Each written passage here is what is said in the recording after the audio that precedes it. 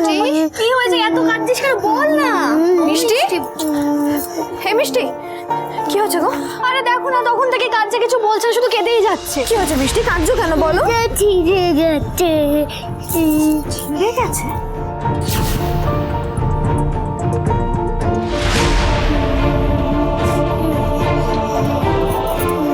এটা তো ছেঁড়া না রিঙ্কি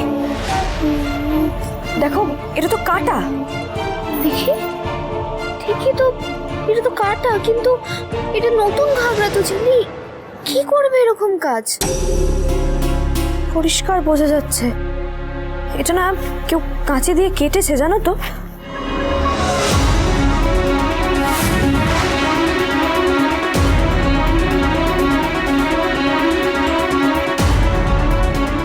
স্টোনের টিপ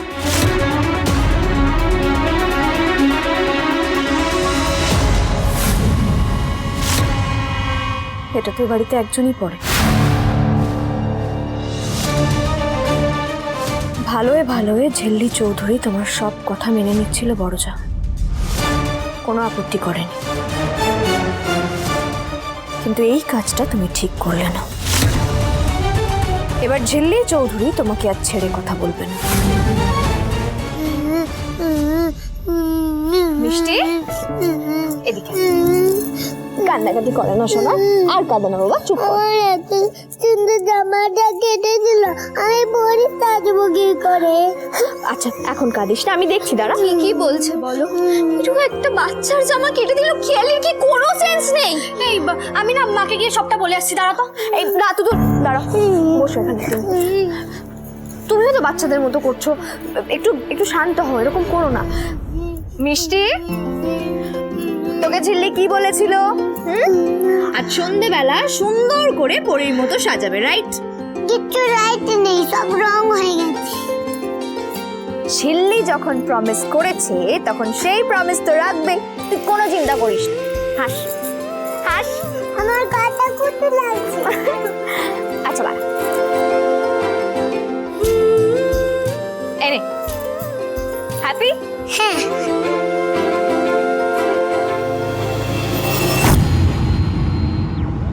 ঝিল্লি ওকে কথা তো দিয়ে দিলে কিন্তু এত তাড়াতাড়ি কি সম্ভব হ্যাঁ মানে পরি সাজানো তো এত সহজ কাজ না তাই না মিষ্টির মনটা এত সহজে আমি ভাঙতে দেব না তবে তার আগে একজনের দিমাগ ভেঙে টুকরো টুকরো করব হিব্বিস দ্য ব্যাপারস এখনো জানে না বাচ্চাদের দিকে হাত বাড়ালে এই ঝিল্লি চৌধুরী ঠিক কতটা দূরে যেতে পারে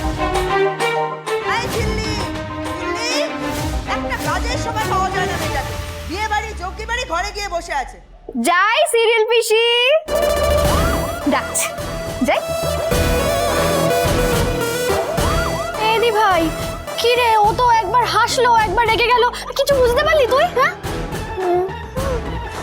হাতটা পুরো কেটে গেছে হেব্বিস দ্য ব্যাপারের কি অবস্থা যে আজকে ঝিল্লি করবে কে জানে খেয়ালি এই মেয়েকে কিন্তু একবারে খাটিয়ে খাটিয়ে মারতে হবে হ্যাঁ তারপর বলতে দেখো আন্টি আমি যদি চাইতাম তাহলে আমার পাপাস এই বাড়ির বাইরে 100টা পার্লার্সের লাইন্স লাগিয়ে দিত কিন্তু আমি সেটা করিনি কেন কারণ ওই ঝিল্লিসকে যাতে খাটিয়ে খাটিয়ে আজকে ইভেন্টসে আমি কুইন্স সাজতে পারি আর কি আর নিজে সাজানোর সময় পাবে না আর ওই ডাকাত চিলড্রেন্সগুলোকেও সাজানোর টাইম পাবে না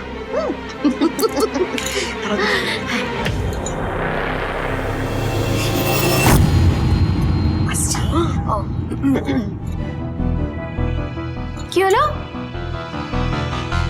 হেব্বিসটা বাজে কোনো ব্যাপার না না বাজে ব্যাপার হবে কেন আরে ওই মিষ্টি খেতে চাইছিল না ওই নিয়ে একটু কান্নাকাটি করছিল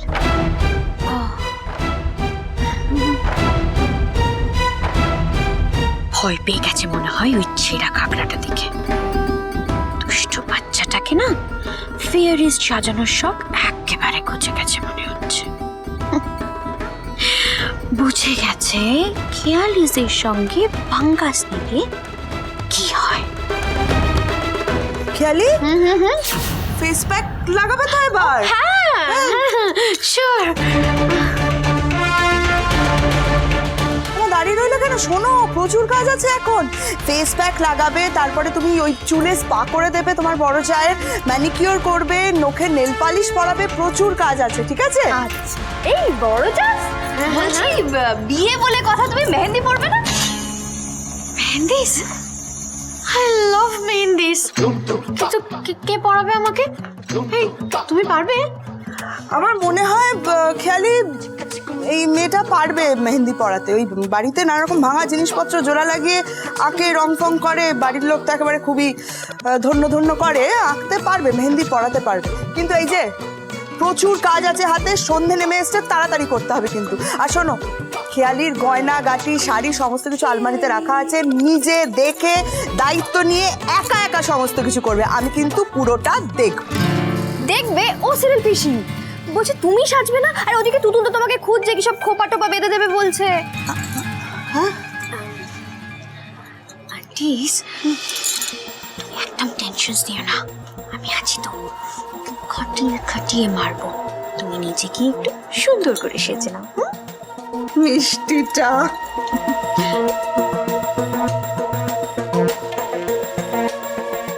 এই যে মেহেন্দি রেডি, চলো এবার আমরা বাকি কাজগুলো সেরে ফেলি। হ্যাঁ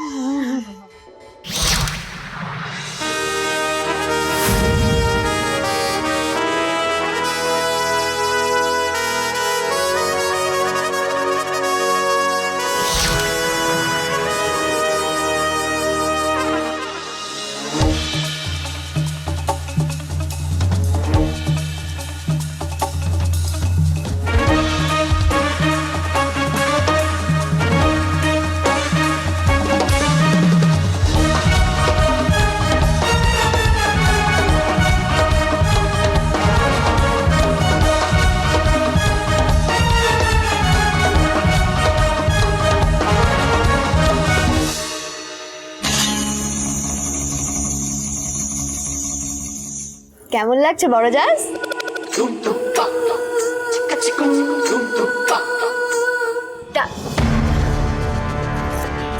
খেয়ালি এমনিতেই হেপ্পিস্তা ব্যাপারস, তুমি আর এমন কি করলে?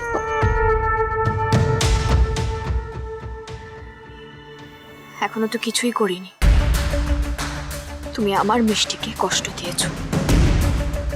উচিত শিক্ষা দেওয়ার জন্য আমি আলাদা করে একটা মেহেন্দি তুলে রেখেছি, দেখো না কি হয়। শোনো, বলছিলাম কি, এমনিতেই না অনেকটা লেটস হয়ে গেছে, তো আমার মনে হয় তোমার আর সাজগোজ করার কোনো দরকার নেই, তো চলো আমরা যাই। আর না, একদম না বড় জাস, তুমি আজকে আসরে যাবে সেলিব্রিটির মতো। হ্যাঁ একদম ঘোমটা দিয়ে মুখটাকে ঘোমটা। এক মিনিট, এটা নিশ্চয়ই তোমার কোনো চালাকি। চালাকি? কই চালাকি? আরে বাবা এই দেখো, তোমাকে এত সুন্দর লাগছে, তুমি নিজেই তো দেখলে, তোমাকে একদম কুইনস এর মতো লাগছে। আর যদি তুমি এই সাজটা সেজে নিচে যাও আর আগে আগে সবাই দেখে নেয়, তাহলে আমি না শুনেছি যে নজর লাগে। নজর? হ্যাঁ, মাম্মাস বলেছিল নজর লাগা নাকি খুব খারাপ। কি হবে তাহলে? আচ্ছা ঠিক আছে, আমি না একদম যাব না নিচে, মানে ঘোমটা টেনে তারপরেই নিচে যাব, কেমন? এইটাই তো আমি বলছি। এই দেখো, আমি যে এতক্ষণ ধরে খেটে তোমায় সাজালাম, তুমি এত ধৈর্য ধরে সাজলে, সবটাই তো নষ্ট হয়ে যাবে না। রাইট, তুমি যা বলেছো সেটাই হবে। আমি ঘোমটা টেনে নিচে যাব, আমার একেবারে গ্র্যান্ড ওপেনিং হবে। হ্যাঁ, আর তুমি আমাকে এখান থেকে নিয়ে যাবে, কেমন? একদম বড় জাজ। বড় জাজ, তোমার চোখটা না কেমন একটু ফুলে গেছে, বুঝলে তো? এই দেখো, এই যে এত লোক আসবে, দেখতে খারাপ লাগলে তখন কি হবে বলো তো?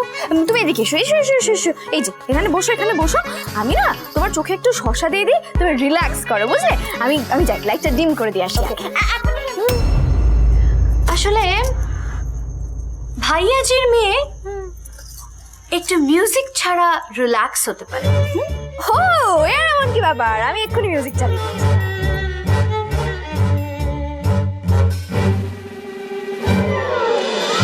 সুজনে সুজনে রয়েছে যেন